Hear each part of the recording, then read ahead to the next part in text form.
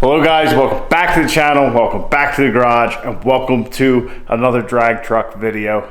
So we're still pounding out on this thing, trying to get some stuff done. I was just formulating a list of all the stuff we have to do to the truck, and even though the truck seems like it is there is still a multitude of things to do. Some of them are small stuff, some of them are larger stuff. Nothing overly complicated or complex, nothing that shouldn't take a night or two. We definitely need a lot of parts.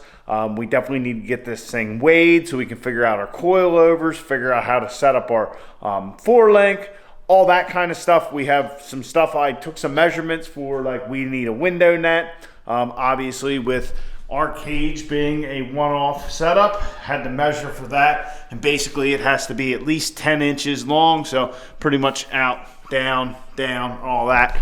Just keep arms and limbs and stuff inside of the cage in case of something happening. So just safety stuff like that, and other little miscellaneous stuff we still have to do. So speaking of miscellaneous stuff, that's kind of what we're going to be working on tonight. Just a couple little odds and ends to start off with. We'll see where we get. I'm not exactly sure 100% what it looks like, but we'll just see where we can get. So the first thing is I got this little tank right here. This is going to act as our overflow tank for the rad, our expansion tank, if you will. So as the cooling system is pulling heat out of the head, obviously the water is going to heat up, it's going to expand. So if the system is completely full, we're going to need somewhere for that fluid to go, and then when it cools back down, suck back in there, because we don't want it going all over the track, obviously. So I got this little tank. It's just a cheap little like eBay or Amazon tank. So I figured out a mounting system. We're going to mount it right to the one bolt that's already there. And if you guys can see on the end there, I already replaced our barb with a swedge lock fitting. So we're going to come out of there with tubing, and then we're going to go into the bottom of our tank here, where I took another fitting, a plug that was in here, and I drilled it out and pipe tapped it. And we're going to put another swedge lock 90 down here, basically come out of the top, 90 down, over and into the bottom here. So then when this thing is full, basically the fluid will come out of the water will come out of the rad into here. When everything cools down, it's going to suck it back into the rad, since that is a closed system. And then if for whatever reason we have an extreme overflow, we have a little overflow right there. So that's kind of our setup for right now. We're going to do that.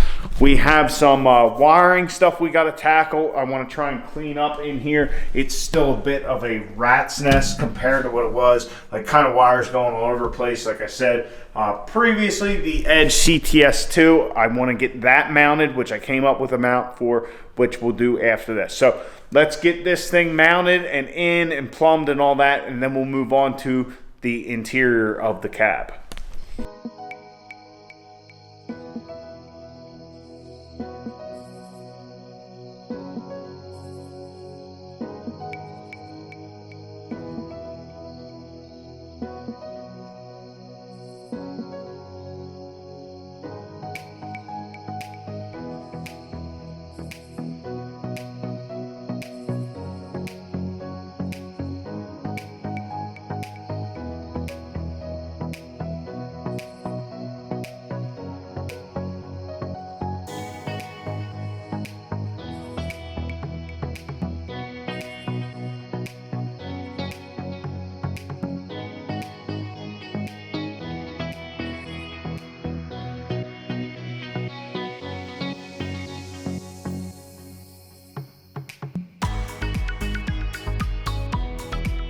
So our expansion tank is installed. I wanted to keep the caps kind of similar level. I like the look. Also, I wanted to minimize like the bracketry.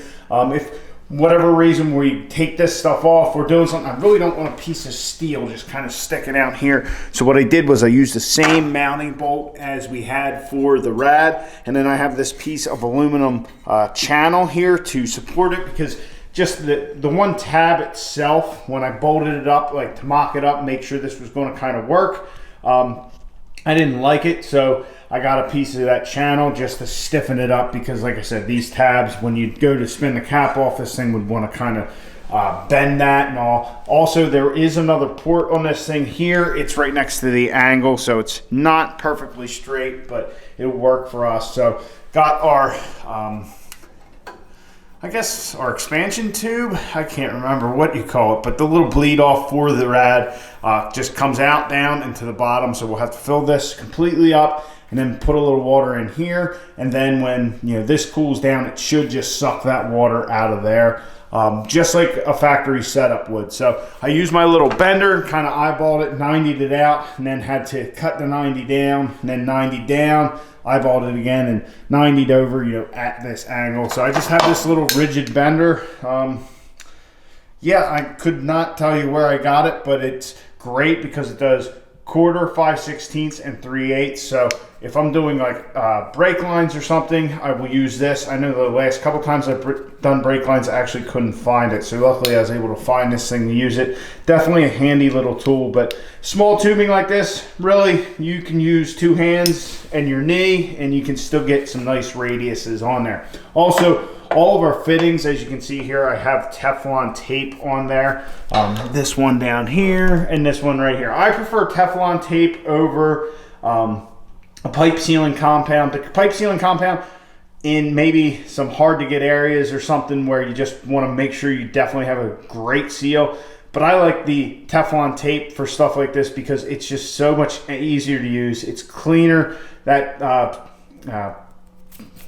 That pipe sealing compound, it's kind of one of those things. It's kind of like never sees. You get a little bit on you, and next thing you know, it's everywhere. But you see a lot of people struggling with the Teflon tape. So I'm going to show you guys how I do it, which is what was taught to me, and to me is the way that I don't understand why anybody does it any other way.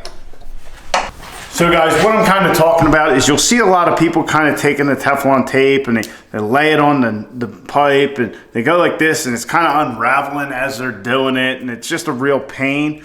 First thing I should have said was you want to go with the thread. So when you're threading this thing in, it's actually kind of tightening up on the Teflon tape, so you're not losing what you've put on there. Just kind of the same thing as trying to unthread it like this, where it just gets looser and looser as you go. So what I do is I take the fitting in my left hand, put the Teflon tape in the right. Let's grab a fresh piece. Get off. Get off. All right. So take it left hand, right hand Teflon tape, and I have the roll actually backwards, so that way you can hold it and just hold your finger on there. Once you get one good wrap around there, it's now tightening up on itself, and you can also keep tension on the roll here, and then you can get nice tight wraps on your fitting. So that's how I do Teflon tape. And then, like I said, it goes with the thread. So as you thread this fitting in, it's actually pulling it even tighter, so it's not unraveling as you're threading it in. Just how I do Teflon tape. I just see a lot of people struggle with it, like at work, and I'm like, has nobody ever shown you this? Which apparently not. So hopefully some of you guys learned something. Like I said, easy way to do Teflon tape. So now we're going to get to cleaning up some of the wiring in the cab, get that all straightened out, and maybe get our Edge CTS2 mounted.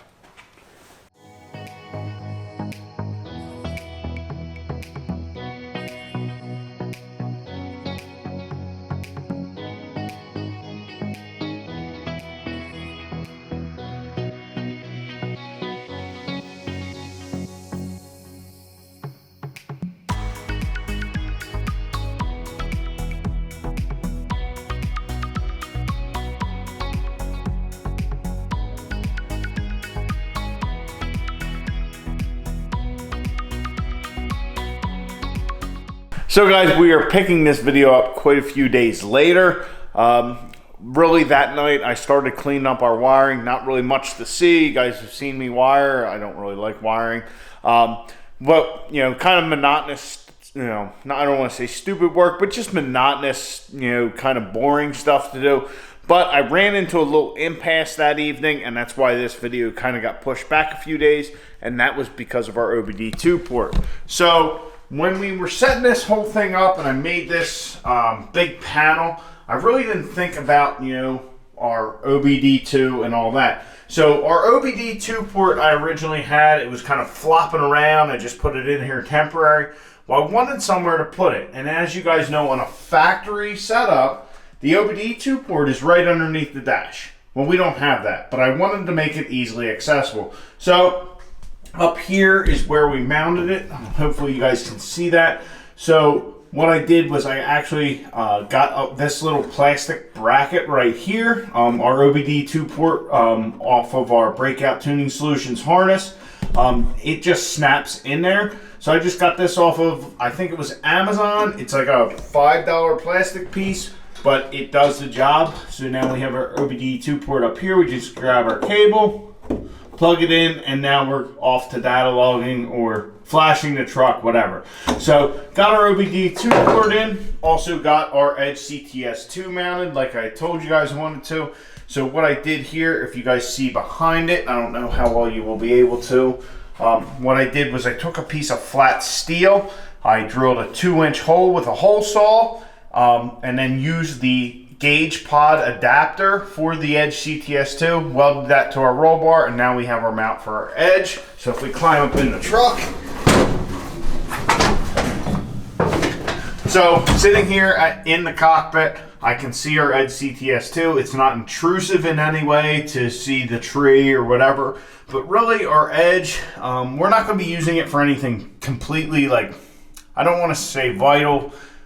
It's not something we're going to look at all the time. Really, this is just more of a reference, you know, for our transmission, our fuel pressure, all that. We might log with it occasionally, but not all the time. It's just a handy reference for us having it here. Really, when we get into actually racing, bringing the boost up on this, the Edge does not log kind of quick enough that, you know, like the thing will say, like, say you wanted to leave at 10 pounds, you get it up to 10 pounds, you're like, oh great, well then it takes like another second, oh now you're 11, you'd be there all day. We're going to come up with a solution for up here, which I have kind of figured out, but not completely, but that is going to be our general reference, especially for like our trans pan and converter and all that kind of stuff. So, like I said, cleaned up the wiring a good bit, got everything pretty well tidied up, all our zip ties on, really our cover can go back on. Alright, so after a good bit of fiddling, kind of hard to do holding the camera in with one hand, not that the camera was really picking anything up, but got our little cover back on our fuse panel, which I don't know if we really need that or not, but anyway, everything's kind of tidied up, it's zip tied, everything's fastened, all that. The only thing we have to do is really, and it's not going to be tonight, we need to notch our little transmission access panel because we have our anteater wiring and our B&M ratchet shifter coming through there, so we're going to have to, you know, notch that so that'll fit up in there. And then the other thing is also to mount our anteater, which my current thought is to get some Velcro for either side and just Velcro it right here to our ratchet shifter. That way we can change the tune, turn overdrive off, whatever we need to do, it's right here. I don't know if we need it there or not. I don't know. I've also contemplating putting it up here, you know, all that kind of stuff. So really guys, just trying to figure out the whole cockpit situation is what I've been trying to do with this. You know, like I said, the Edge, we're probably going to data log with it once or twice, or if we're having an issue, it's not going to be an every run kind of thing. With our V2, our, where is it? Our EFI Live module, we will probably be data logging with that consistently. So I got to figure out a mount for that, but I'm also figuring out a way to, well, I have a way that we are going to display some of that information and use that kind of as our, I don't want to say speedometer, but our information for getting ready to launch the truck and all that kind of stuff. But a lot of this stuff, like, is going to probably change. It's just when I'm sitting here in the garage, where do I think I'm going to want stuff? When we get to the track, I might say, this is in a terrible spot, I don't want it there, you know, but we can move stuff around.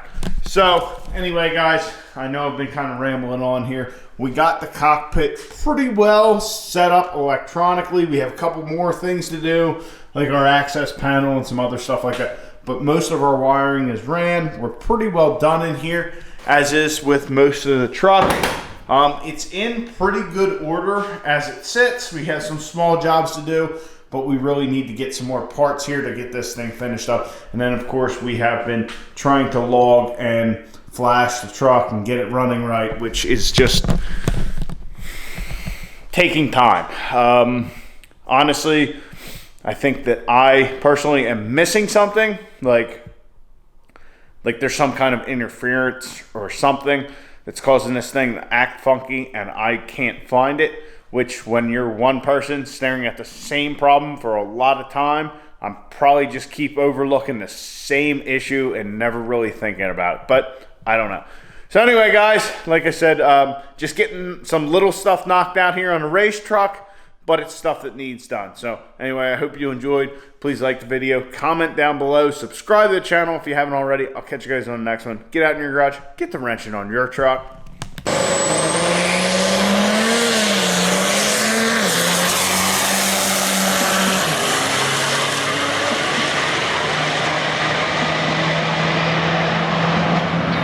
10-1-9.